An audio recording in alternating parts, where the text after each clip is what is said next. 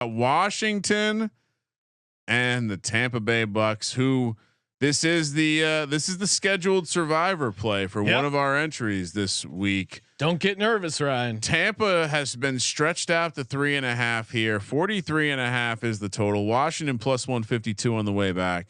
I'm going to be slightly hypocritical because keeping with the Mike Leach pirate theme. Yeah, come on. We do have Cliff Kingsbury, a former player of Coach Leach. Yeah, he kind of threw him under the bus though when he was on the show.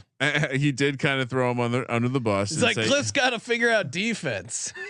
Kind of felt like he was maybe not upholding the coaching standard that. Well, and he was annoyed because we were talking about football. Yeah, he doesn't. Coach Leach never liked to talk about football.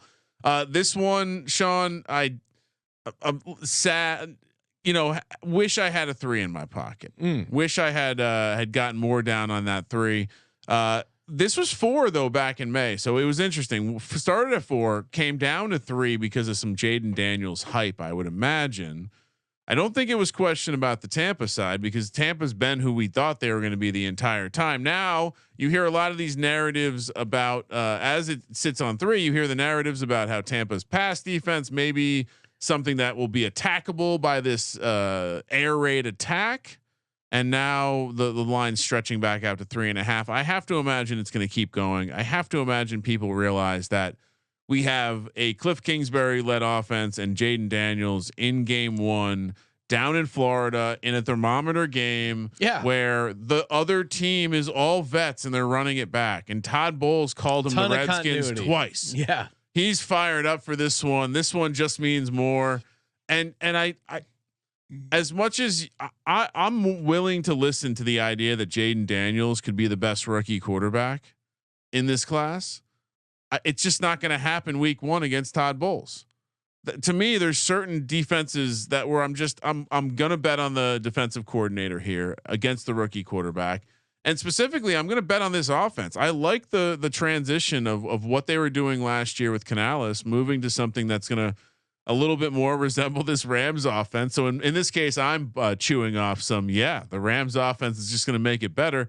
But I like the receivers: Godwin, Evans, McMillan. You've been touting one of the other receivers from Washington last year. They're going to be able to throw on this Washington defense.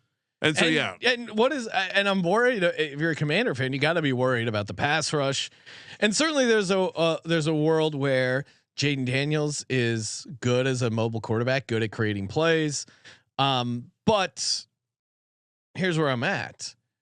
I think the biggest nugget here is these Tampa Bay defenses. They do very well against mobile quarterbacks. Jalen Hurts, who is awesome and a true dog, he hasn't been amazing against the Todd Bowles defense. He did have, one win in the regular season where he looked pretty good, but there's been some other games where he has struggled against Todd Bowles. And I think you get Levante David there. He is going to be a matchup nightmare for a smaller frame quarterback like Jaden Daniels making his first start on the road. Since 1970, rookie quarterbacks on the road in week 1, 8-19 straight up, 12-13-2 ATS. You're going to ignore that stat when I talk Broncos Seahawks, but I think in the Commanders, it's like a toxic work environment.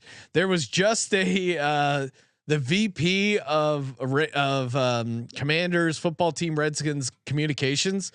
They put out like some reporter had this video of him talking shit on NFL players, saying the white ones are super religious and they're homophobic. The black ones grew up in the church, they're homophobic. The NFL players, some of them are super dumb.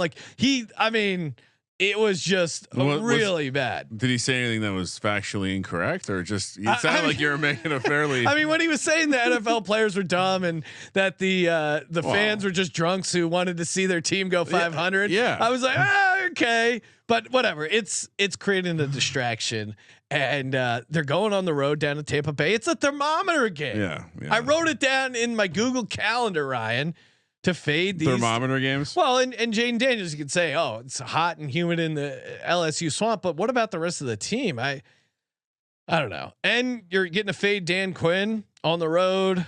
I think it's a good spot for the Bucs here at home.